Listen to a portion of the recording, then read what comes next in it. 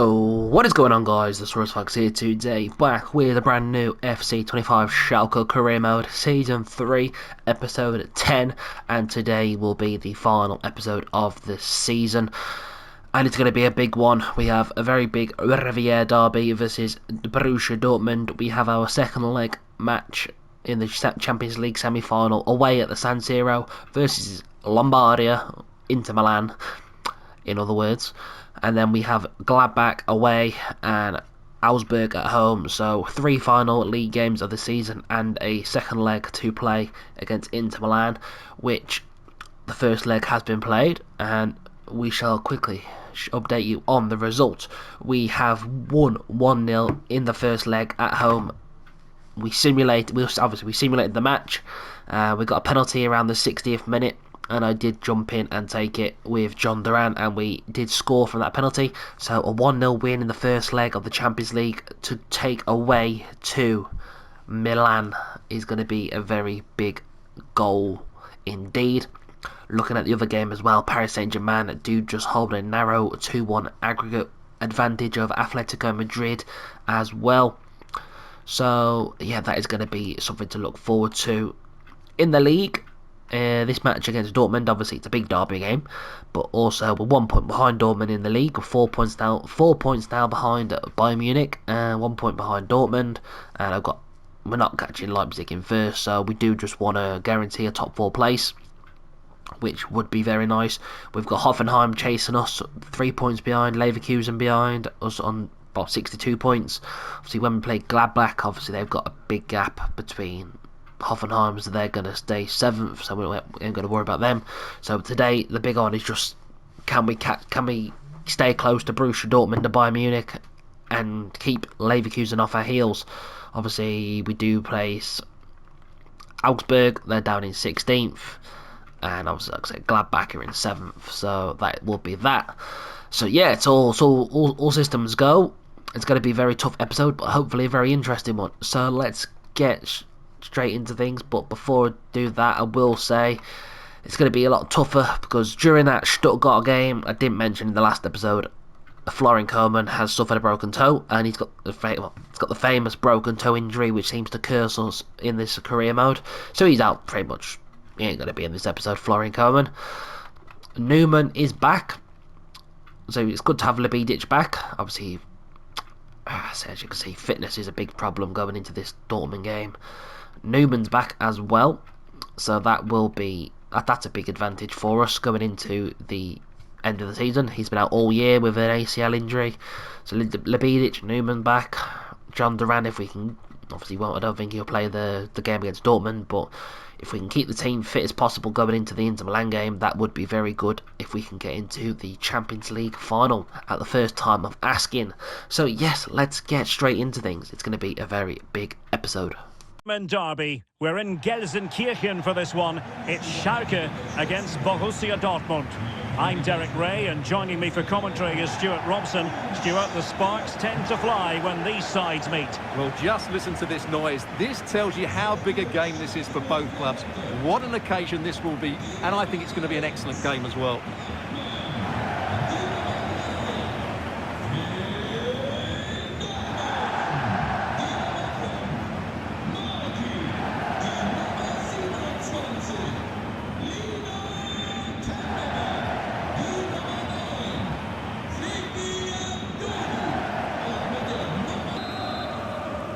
Trouble the defence.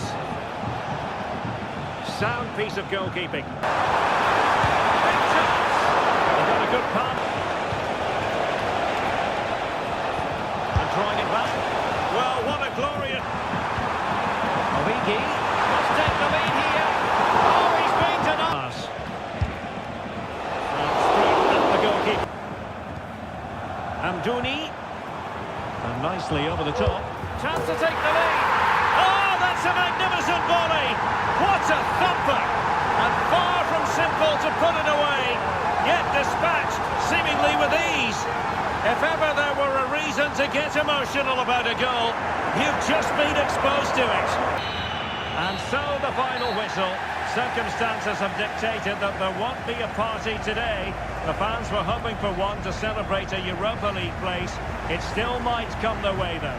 Well, they're going to have to go again, Derek. Yes, they'll be disappointed, but I still think they've got a great chance to play in Europe next season. And in the final analysis, a really positive performance from this man, Stuart.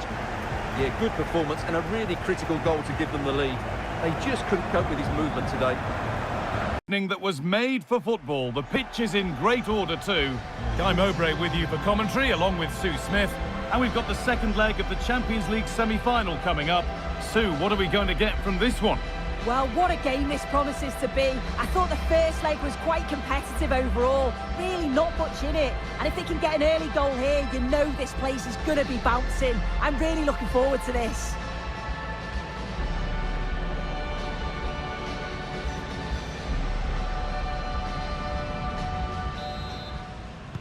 Ball. Barella. Oh, excellent work from Astoni. Chance for the equaliser. Oh, top quality goalkeeping. It could be dangerous. It's a decent stop by the goal. It's been delivered. And always to March. What a chance. Oh, really good. Having a look. There it is. That's the breakthrough, and fully deserved, you have to say. Generates so much power. Not many goalkeepers would keep that out. And he's being urged to shoot. Martinez! In that sort of position, looks the right ball. Oh, not the easiest. Real opportunity. The goalkeeper more than... goalkeeper has made it his.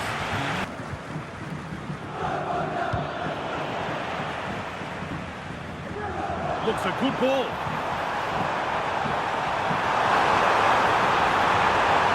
And it's on now. And they've scored. A goal to get the stadium jumping. Greeted by cheers from the home fans. They're going to the final.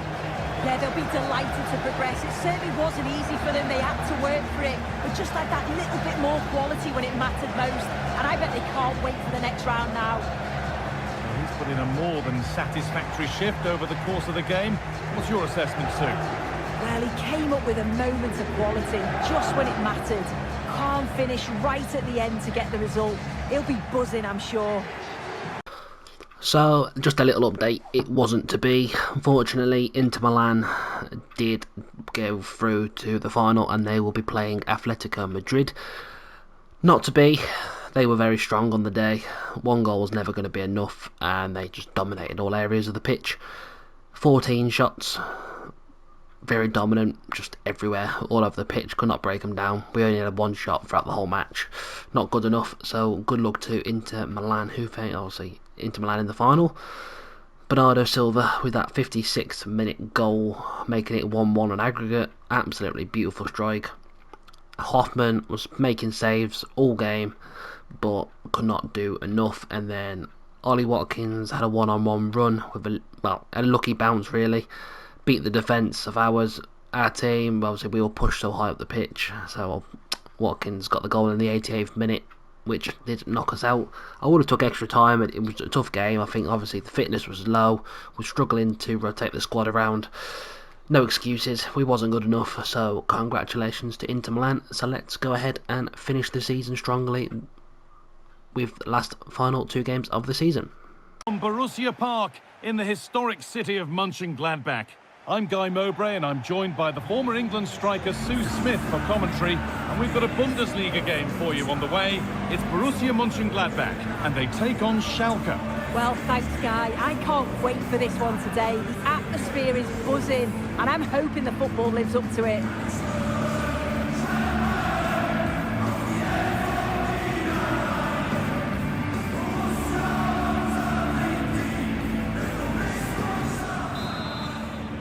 Composure now. Oh, that's a sensational cutout. Great work. Genuine chance. That's as easy as... Well, no surprise. Nicely played. This has to be. They've gone in front. Oh, could be be a chance here. And the keeper more than... Real opportunity, but it's got to be. And that should do it. A 2-goal cushion to rest on. It's full time and nothing's decided yet.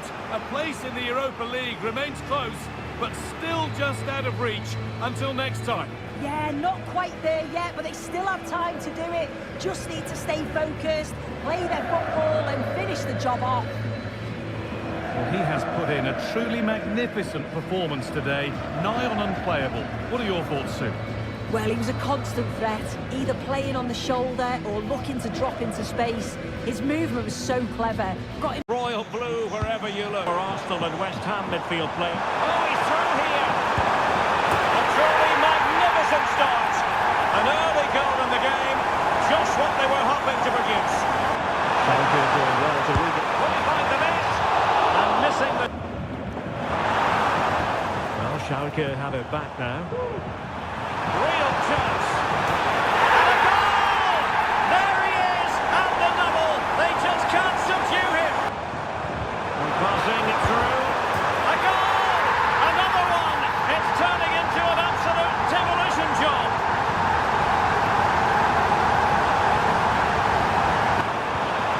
Origi.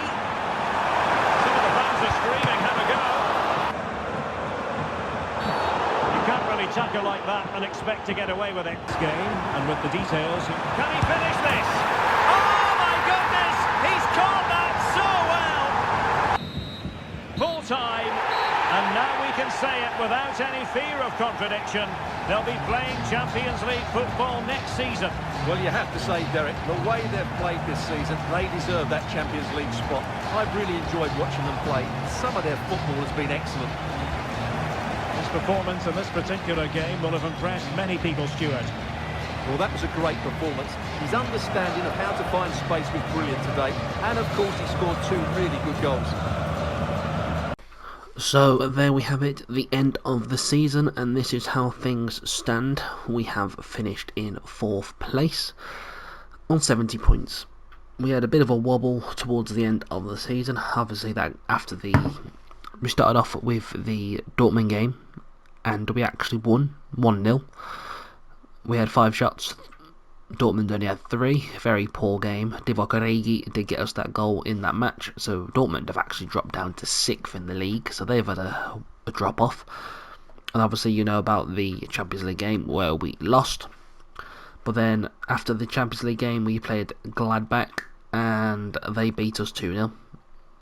Jesus did score twice. A poor game from ourselves. So we did dominate the game. We had 8 shots.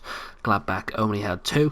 And we conceded both of the chances, so that was very poor from ourselves. But then against Augsburg to finish the season, we did win 4-0. We had 6 shots, we scored 4 goals.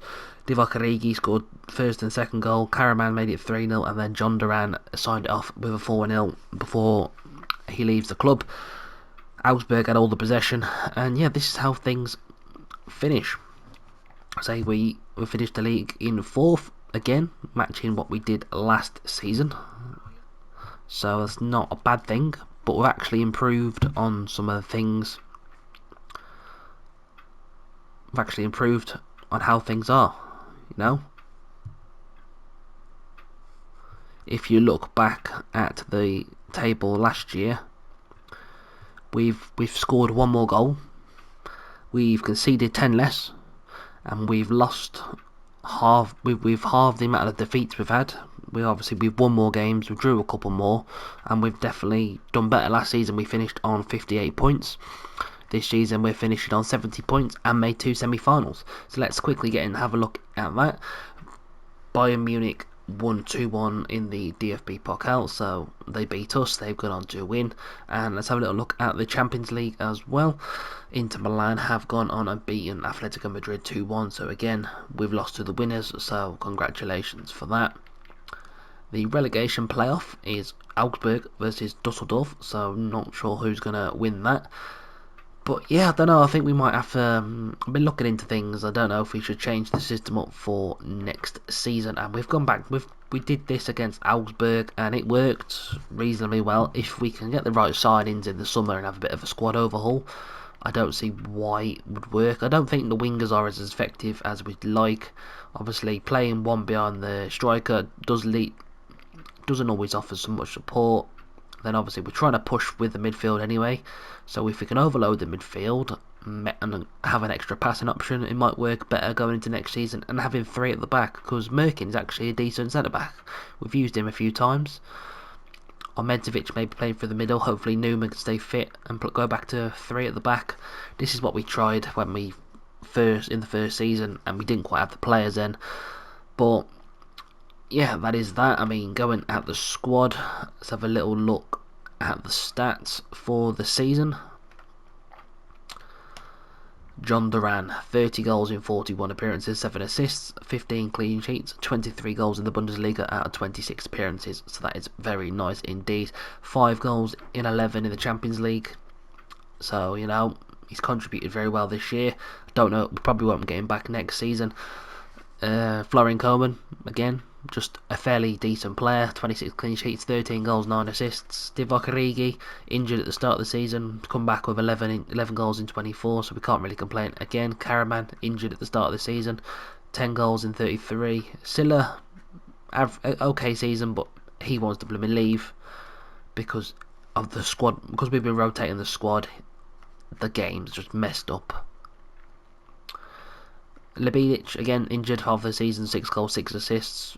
Not really expecting a lot, but Amdouni, since we signed him in the summer, 11 assists, 6 goals. He's contributed when he's had to contribute, and he's done very well. Some of the goals he's scored, he's kept us in it all with over 1 matches. So yeah, Bellingham overall 4 assists, 3 goals. Not great on them stats, but going forward hasn't been too bad. Assists wise, Amdouni, Koeman, yeah, we've all contributed in the right way. Obviously we've had a lot of rotation, but this is what, 30 clean sheets for Hoffman, 20 clean sheets in 34 in the league, 18, he's played 18 matches in the Champions League and he kept 8 clean sheets. So we played some tough matches, but yeah, I think going into next summer we might have a bit of squad overhaul, try a new system and see how things go. Obviously we finished the season with 157.5 million pound profits. That's great. We've earned 215 million. Our club worth's gone up, so hopefully with generating more money we should have a better transfer budget in the summer. I know I said that last year. We've had 2 seasons in the Bundesliga now. Obviously I thought in this summer just gone, I thought 30 million pound was a bit harsh. So hopefully going forward into our 4th summer at the club, we should have a better budget going forward. We've not had a bad season. I think we've progressed quite well. 3 seasons in, first time in the Champions League, we got to the semi-finals. 3rd season in, we got to the semi-finals of the DFB Pokal, and we've had a second successive 4th place finish in the league. So I think we're progressing really well, and it's just the progression is showing. Obviously, I think we do. Well, I say the defence has definitely improved, and we've scored an extra goal from last year. Man, according to the league table, we've had the best defence in the league. I mean, Leipzig there have actually pushed their way back up to 3rd. Like I said, Dortmund have dropped off.